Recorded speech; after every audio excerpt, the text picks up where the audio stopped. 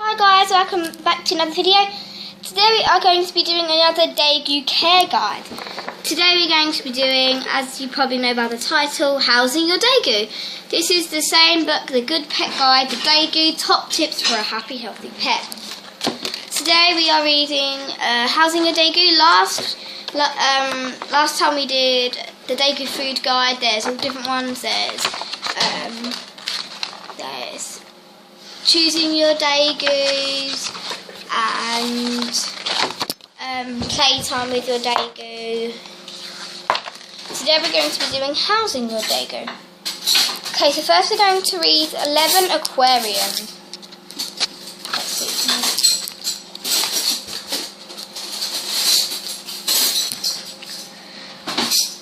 Says,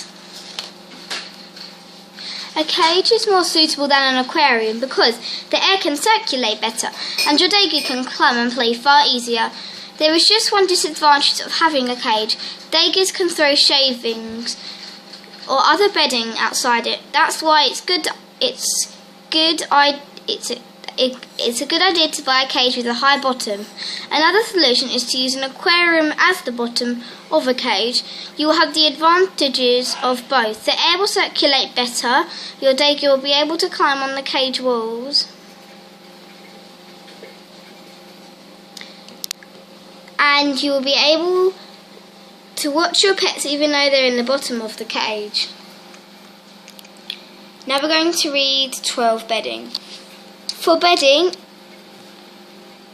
use wood shavings, kiln, pine, preferably with hay. You can also make bedding from shredded paper, etc., not printed as it contains toxins. Some of the hay the Degus will eat and some of it they use for building a nest. Here is the aquarium. Now, it says it when it said the aquarium as the bottom, it mean I don't have an aquarium as the bottom, but you would have an aquarium at the bottom of the cage and then the cage on top. But I only have a cage, so that would be your choice. But I would choose a cage. And then we're going to read this small bit. It says, an aquarium alone won't be suitable to house your Degu. They need air to circulate freely and space to climb. Use only as the bottom of your Degu's cage. So you can use a cage, but if you are going to use it, use only as the bottom of your Degu's cage. Let's read. So here is a picture of the aquarium, which you don't want, and this is what you do want. So I have this cage, but it's kind of flipped around so it's sideways, which looks like this.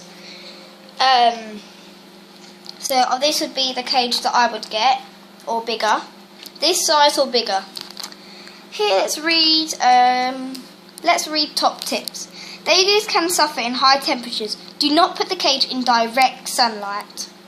Degus cannot sweat, so I have sunlight coming up the back of mine, but we do our best to keep them safe, and we do shut all the doors as well to keep them in a nice temperature. The cage should be placed in a calm place, which is where they are. Don't worry too much. Degus will eventually get used to your voice and also to TV and radio. They will get scared of other pets, so don't let them have access to the Degu's cage.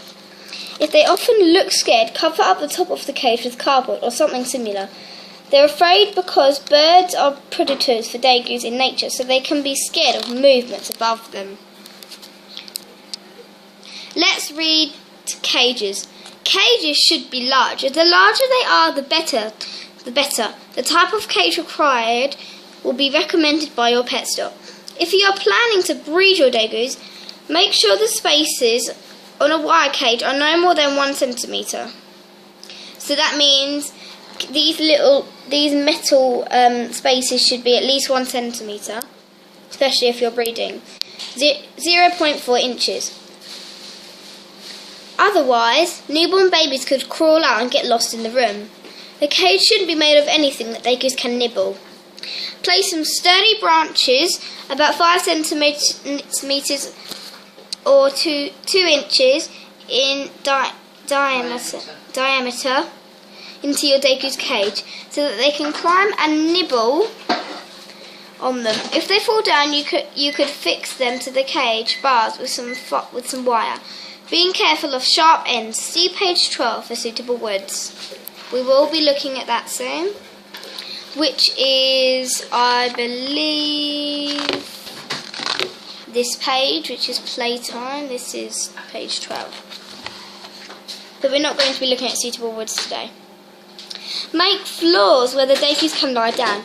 Degus love height, so they will generally favour sleeping on the highest branch or floor. When making the floors, you can use cardboard. Remember that a cardboard floor will only be there about a month, as the degus will nibble on it. Wooden floors are a lot more hard wearing and can last up to 6 months, although these too will be chewed eventually. Do not use a cage with mesh or wire floors or shelves, as this could cause bumblefoot. See page 15 for more information. If the cage does have a wire floor, you can easily cover it with thick card or wood. So that's sort of saying, never have a wheel that is made by never have mesh or wire wheels, because this can cause a thing called bumblefoot. So if you have a mesh wheel, or which is this sort of stuff here, this is mesh. It's sort of almost look like a small metal. That's mesh. That can give them bumblefoot. Or it says here